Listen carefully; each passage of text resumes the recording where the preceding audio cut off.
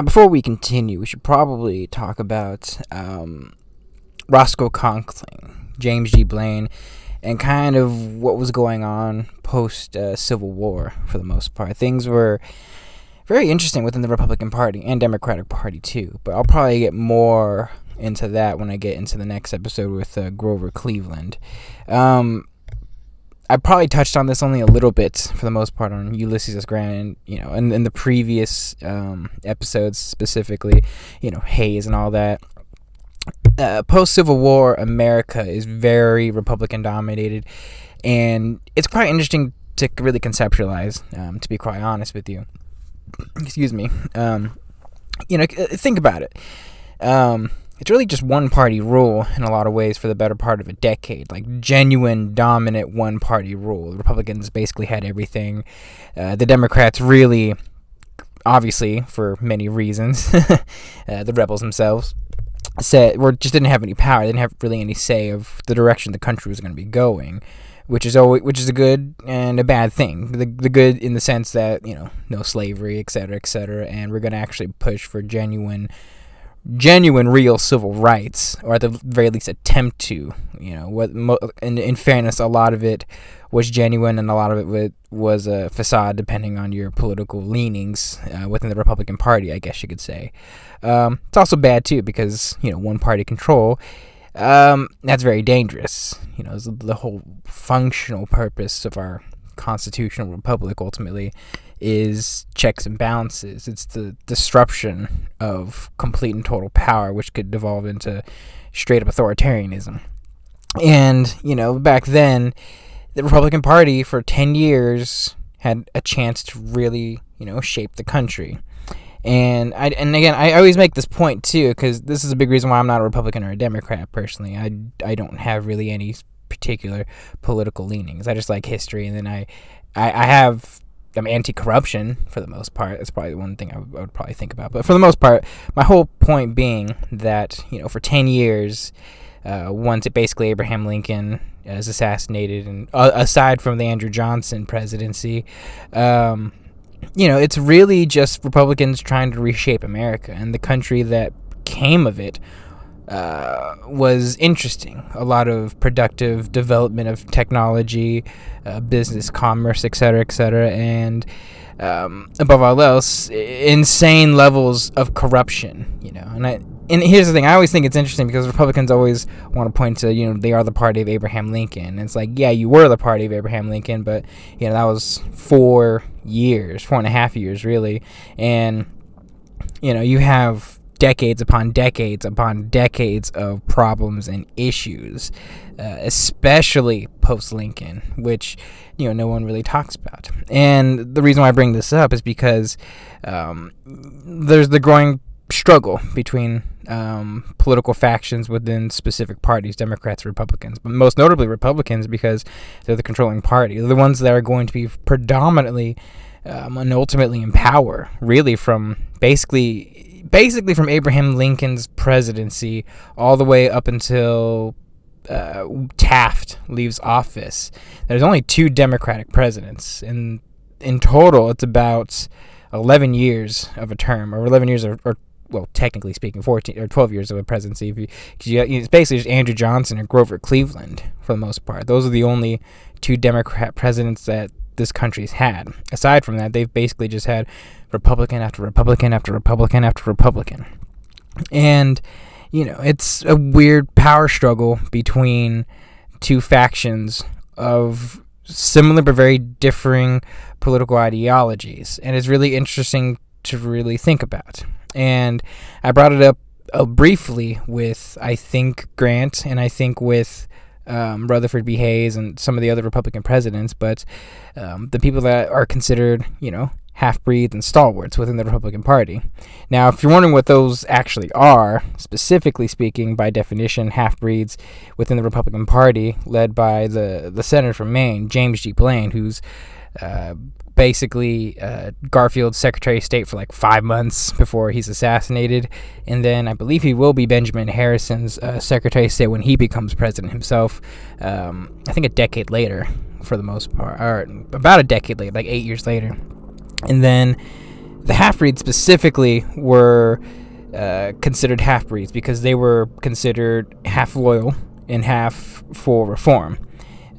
Meaning specifically they were half loyal to, at the time, President Ulysses S. Grant, and then half loyal to what would be specifically civil service reform. And specifically, they were fully loyal to nobody, to no ideology, or to no real person, for the most part. Support's one thing, but ultimately that whatever, at the very least on the onset, because there's issues with the half-breeds themselves, most of them being exceptional radicals, they wanted reform. They wanted to actually do what was better for the party and for the country, ultimately, for the most part. And, in some ways you can think of them as like one of the weird first populist movements in America. I wouldn't really consider them that, but there's that potential for them there. The populist movement I would get to a little bit later when I get to the beginning of Chester A. Arthur's presidency. Anyways, the stalwarts specifically were people who were had their stalwart support, as one book had actually put it, for Ulysses S. Grant, the patronage system, and all those little things and machinations ultimately led to, really party strength within the federal government, but also potential corruption too, that ultimately leads to a lot of issues and a lot of problems. And it's very interesting because the person who led the stalwarts ultimately is a man named Roscoe Conkling. Roscoe Conkling is really interesting, and he's going to be one of Arthur's, I guess you could say, interesting companions in a lot of ways. And this is going to be very interesting to Arthur's story. Conkling himself is a really weird dude, really corrupt dude, but ultimately just a guy who just had a lot of power. Apparently he was a really big man, like 6'3". He's pretty broad, pretty strong. Was an avid boxer, actually, fought a lot, and always dressed in nice clothes and all that stuff and all that jazz, and really was a very fascinating man. The more you dig deep into him, the more it's very, very clear that he's ruthless, he's a bit monstrous, and in a lot of ways, some things get tied to him that some true and some probably not true, and you don't know. And it's one of those things where it's like, it's not shocking if, say, he potentially put a hit out on James A. Garfield. Or, that's probably highly unlikely, but who knows? Things are still very finicky, to be quite honest with you, with a lot of things that happen within this government and within our own country's history. And power and corruption rules above all else. But I just wanted to point that out before we get really started back into the nitty-gritty of Chester A. Arthur. Anyways, Arthur, he post-Civil War is really focusing on his law firm. He's focusing on a whole bunch of different things. His family, for one thing, he's trying to, but he's making himself busy for basically status, finances, etc., etc. His wife is a little bit upset, obviously. They lost their first kid, and then things are very difficult, ultimately. A lot of these guys who really focus on their work, etc., etc., to really push for themselves, status, position, etc., all that stuff. You tend to leave certain things behind, unfortunately, which is just what ends up happening most of the time. And, the family life would be really tenuous and difficult at times, especially around this particular period before Arthur really gets himself into the political game and the political machinations that really dominate his life in the 1880s. But, post-Civil War, 1865 to, let's say, 1868, things are going pretty good for him. He's wining and dining people. It's really weird. Every single president has weird and unique personalities. Every single one of them does. Some people tend to be much more radical. It's interesting, what I'm saying. Obama's boring, for instance, but, he's also someone that, the way he talks, the way he communicates with you is really much more thoroughly fascinating and kind of interesting. Boring, but, you're not going to say that Obama is like this insanely uninteresting individual or someone who has no personality. He does have something like that. I'll get to that when I get to Obama, at the very least. But, other presidents are very unique, very different. And Chester A. Arthur really isn't any different. His personality really starts to shine here. He's not really anyone that's, he's the best way I could probably describe it, to be quite honest with you, is that he's someone that ultimately wants to avoid an argument as much as possible. He's really passive in a lot of ways, and passive is probably not the right word. He's just someone that's he's just not a really non-confrontational kind of individual in person, which is good and bad. Because, I always tend to think if you're not a confrontational person, then you're probably not going to really get anywhere. But in the system that he was in the places that he was going, and the people that he was working with, non-confrontation ultimately really worked ultimately in his benefit. Now, the former governor, Mr. Edwin D. Morgan, who helped him get a whole bunch of different things and during the Civil War, the quartermaster positions, and et cetera, he's now the senator for the state of New York, and he has a lot of power, a lot of pull.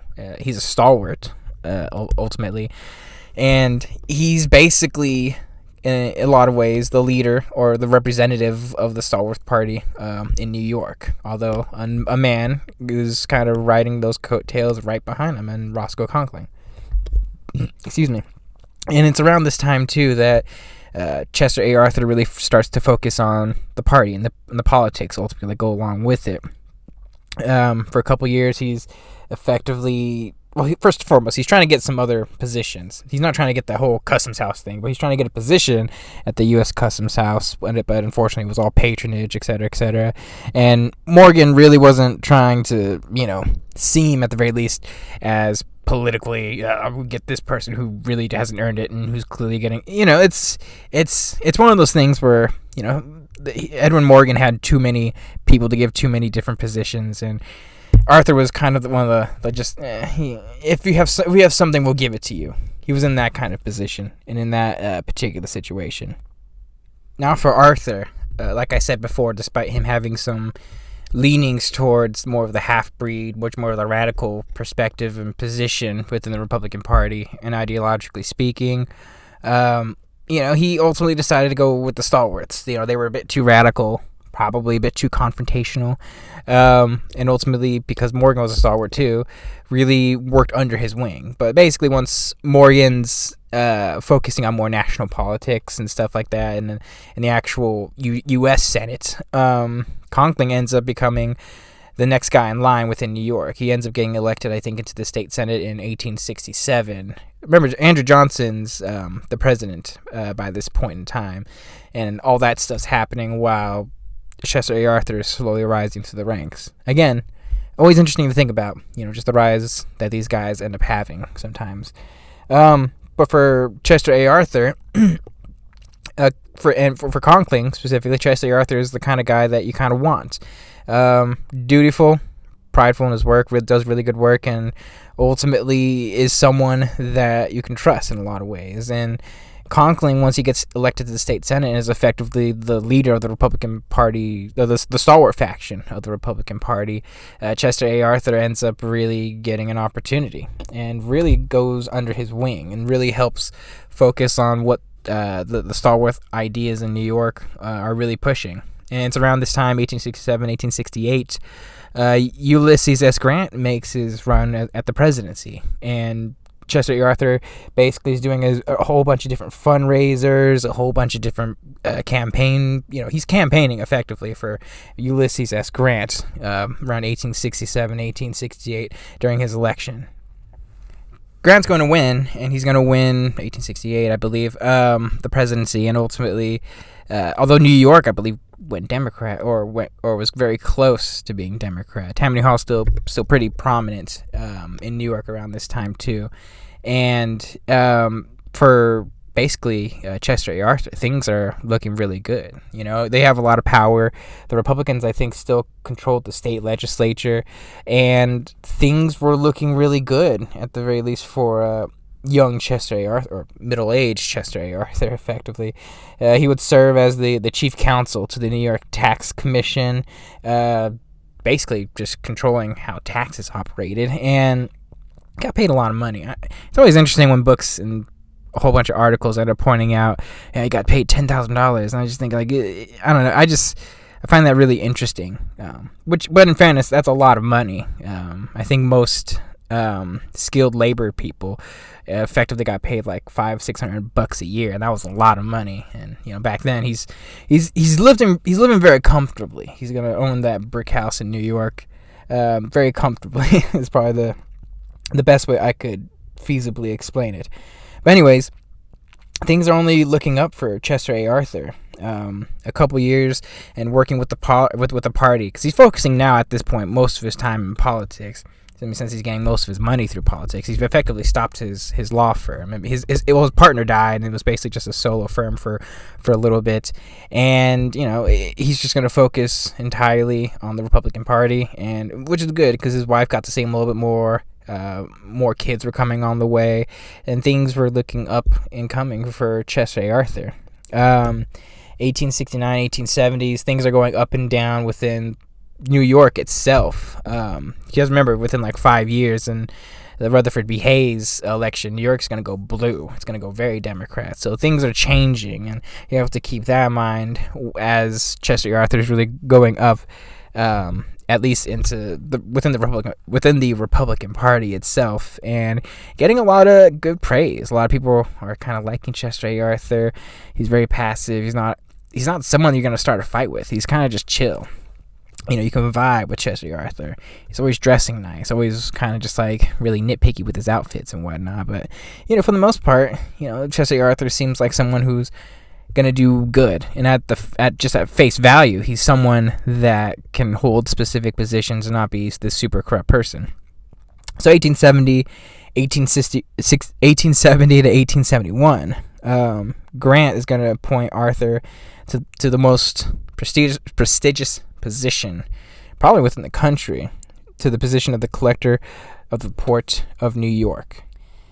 Now, the collector of the Port of New York, understand, is basically the main area that will effectively deal with the overwhelming majority of the nation's imports, taxes, etc., etc. Is this good stuff? Is this bad stuff? Yada yada. What's going to come into this country? What's going to leave the country? And what's going to he's going to be the guy that's going to be leading most of it. Effectively, he's like the CEO of it in a lot of ways.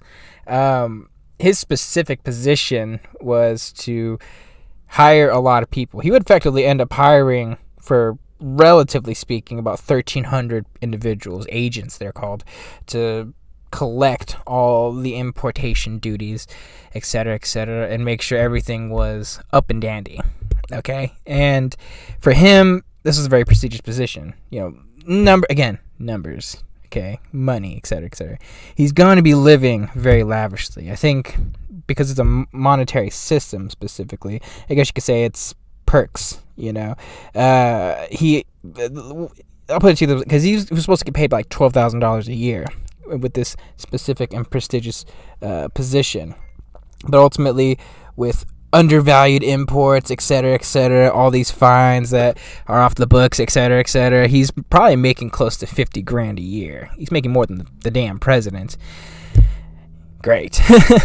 And I'm just saying, man, a lot of these people are really corrupt individuals, but even the best of them, even men like Chester Arthur, come on, like he lived a very lavish lifestyle, etc., and I definitely don't like, but at the very same end of the spectrum, I understand, but I don't like the corruption aspect of it ultimately. And he ultimately really held a lot of power and a lot of whim, and specifically he held a lot of power and a lot of control because he was basically backed by Roscoe Conkling, and there's this little internal civil war that one of his biographies talks about. There's a couple articles. I actually think the Wikipedia page probably sums it up the best, to be honest with you. But use Wikipedia at your own peril. There's a lot of difficulties. There's the stalwart faction.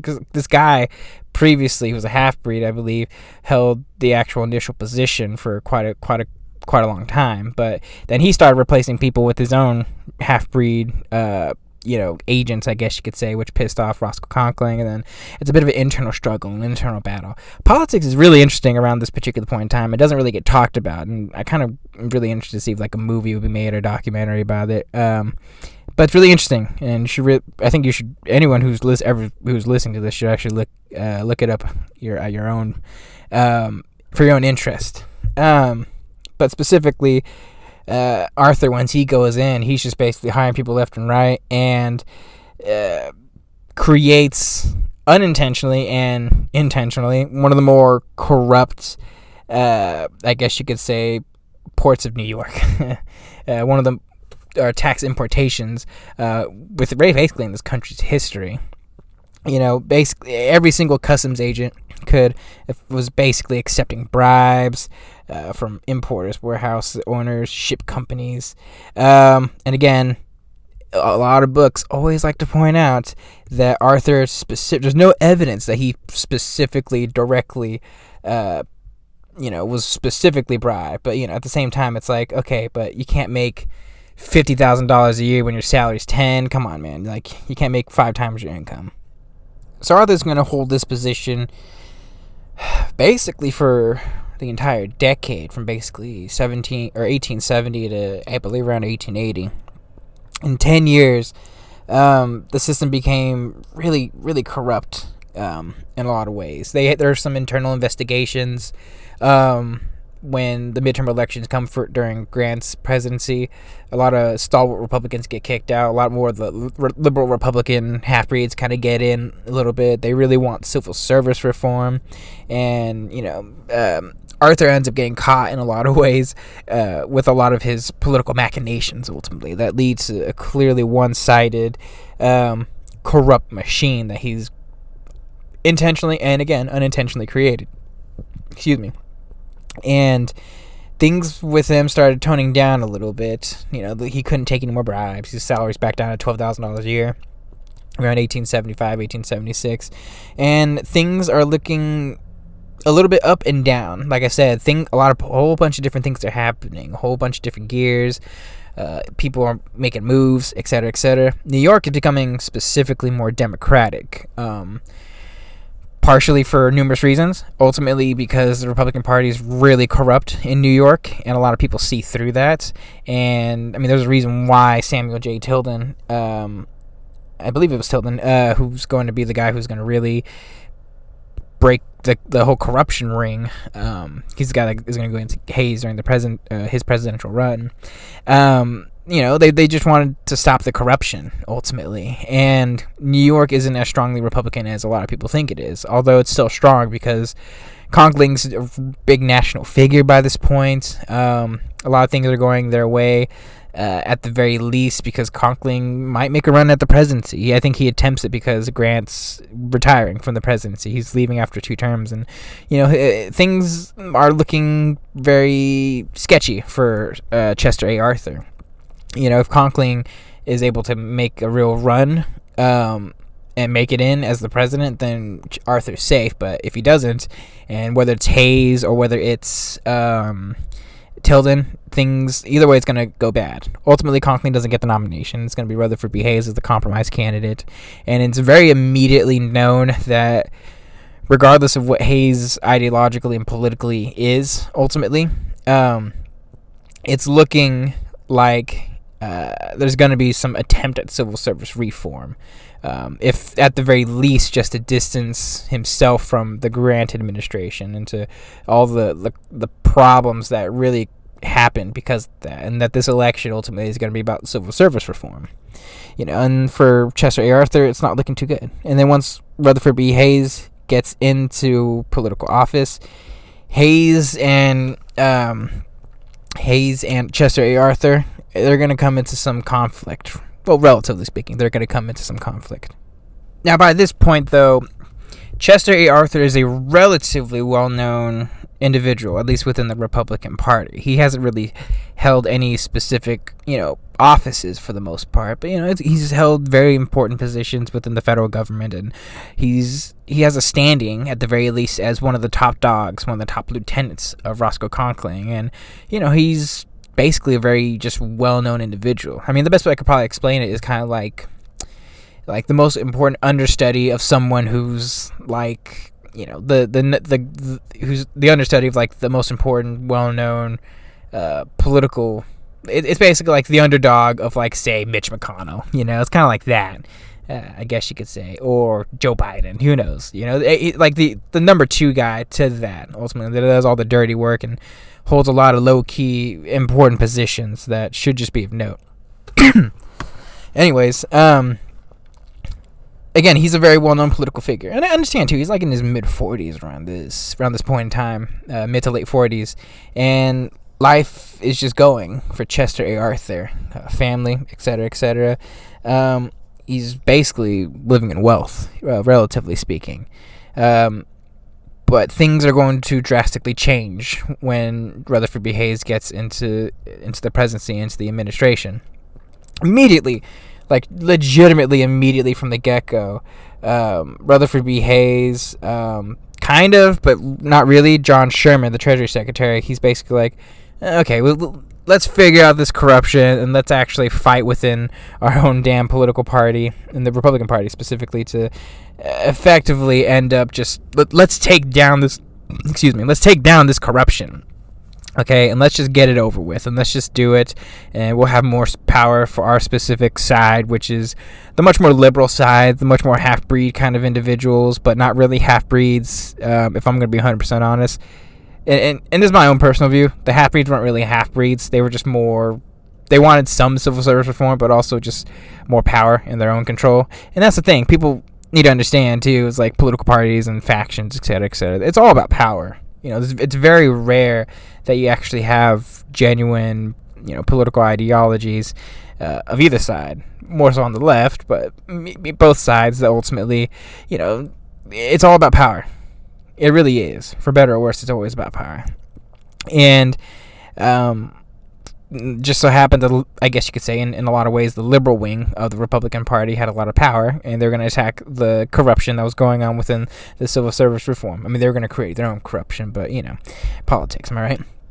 So from the very get-go, it's very hostile, and it's very antagonistic. He wanted to basically use the civil service reform within the New York Port of Customs, etc., to really be the landmark example of actual reform. And this is one of those things where it's like, if I can just do one thing, I'm gonna do this. In a president's term, and things were going not so good for Chester A. Arthur. Investigations were begun, and things were looking not so good. Special counsel, ultimately of like independent individuals, or supposedly independent individuals, went into investigating the books, investigating every aspect of the Customs House, and they found interesting things. First and foremost, that there was blatant political favoritism, blatant patronage of specific appointments, the kickbacks that they would get, the overwhelming levels of bribery. They found everything, every little nook and cranny, and above all else, they were overstaffed. Yeah, that was one thing that one of the book's notes, is that they were overstaffed. It's like, you have like 80 more people than you really need to. You're wasting the taxpayer dollars, although they don't care, because it's the federal government. Ultimately, things started going very south immediately. You have to understand, this is around 1877, 1878. This is the very beginning of Rutherford B. Hayes' presidency. Once they had this information, Rutherford B. Hayes, Sherman, a whole bunch of different individuals, they basically just went to ham. They asked for Arthur's resignation. They basically said, "Hey, if you give us your resignation, we'll give you we'll let you go overseas and be a representative of the United States, effectively. You'll be God, I'm blanking on the name right now of what it is. You'll be the minister, not the minister, but you know what I mean. You'll be the guy who's going to represent the United States and all our political dealings overseas." Excuse me, diplomat. Sorry, that's the word I'm trying to look for.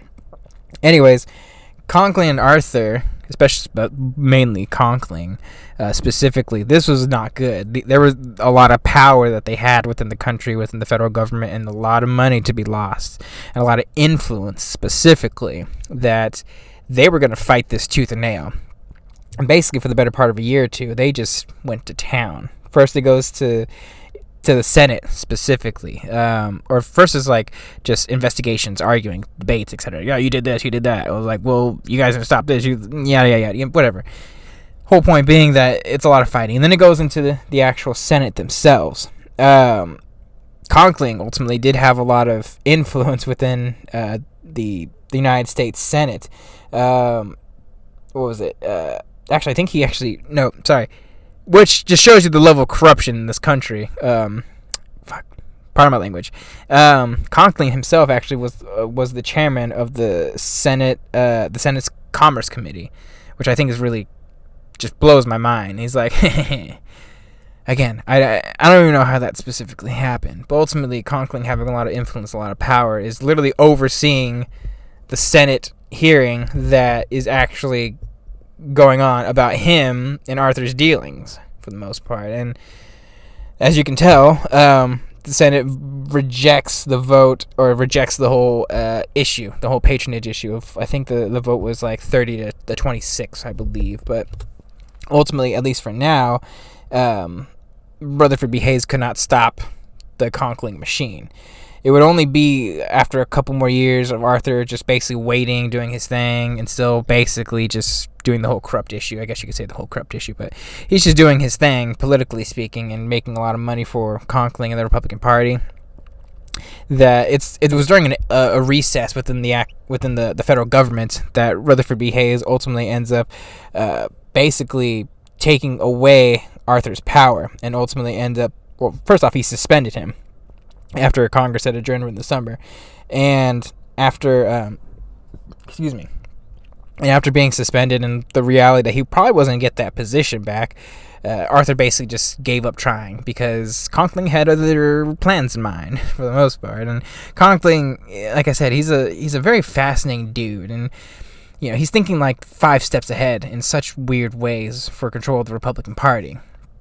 So once once Arthur's out of out of his specific position, things are going to be very interesting. Another election's coming up. Rutherford B. Hayes he's openly said he will not run for a second term, and Garfield's this weird half-breed, but there's some political bias with Garfield, and he has a lot of political influence, a lot of political power. He has a lot of push and pull. He knows that New York, if it is going to vote red for James A. Garfield, it's gonna have to go through Conkling, whether it's through political means, corruption, etc., ballot stuffing, whatever you want to call it. Garfield's really gonna have to bend the knee for Roscoe Conkling.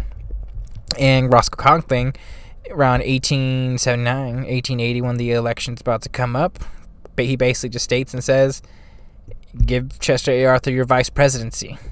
This will be the compromise, ultimately. Garfield is going to relent. And before I get into the whole presidential election, etc., Chester A. Arthur's just vibing. He's in a lot of ways trying to figure out what he's going to be doing now. And he's just like, ooh, okay, am I going to do this? Am I going to... He really... There's a lot of turmoil. He held this position for 10 years, a lot of money. You have to understand, a lot of these people's eyes, too, they don't think they're being corrupt actors. They totally are, but and I'm not saying that Chester Arthur thought he was always a good person or anything like that. That's not what I'm saying. My whole point, though, is that you can think you're doing the right thing for people, and ultimately you just you just need to take a step back and just ask, am I actually helping people? And Chester Arthur couldn't take a step back sometimes. And for a lot of these presidents and a lot of these individuals, politicians, just human beings in general, it's really difficult to come and really just look at yourself as objectively as you humanly can, logically. Am I actually affecting these people in a much more positive way than I probably... And for Chester Arthur, especially with the rough relationship with his family, it's kind of improving, especially around this point in time. Now that he's home, he has some money, and there's potential political aspirations that he could be a part of that's going to be relatively relaxed in many ways. I mean, he's potentially going to be the vice president, in which case the vice president really doesn't do as much, and it's very clear that his specific position ultimately is going to be just for the most part much more ceremonial. It's not like he's going to be able to do anything. And I understand how crazy it is too. I'm not saying you have to hold political office in order to be the vice president, but it's kind of strange, that like, okay, I'm literally, I've had no political office. I'll be the number 2 in the country technically in terms of the ascension to the presidency, and I find that really strange and really weird, even for this era, for this time. Interesting. Anyways, Arthur's basically just chilling. He's vibing. And then next thing you know, Conkling's going to come in and he's going to be like, so, are you going to be, the vice president? Because, they wanted ultimately the success of the Republican Party. And, say what you will about Rutherford B. Hayes and his presidency. In a lot of ways, you could say the populist movement really begins because of Rutherford B. Hayes and all the things that are happening. But ultimately, it was going to be difficult for the Republicans to win the election if there wasn't any party unity between the half-breeds and specifically the stalwarts. And if you can have basically the second best man excuse me, of the Republican Party within the stalwart faction to join the half-breeds, that's great. Anyways, basically Chester A. Arthur, begrudgingly, but and willfully so because of the strength of the Republican Party, wanted the Republican Party to ultimately succeed, is going to be James A. Garfield's vice president.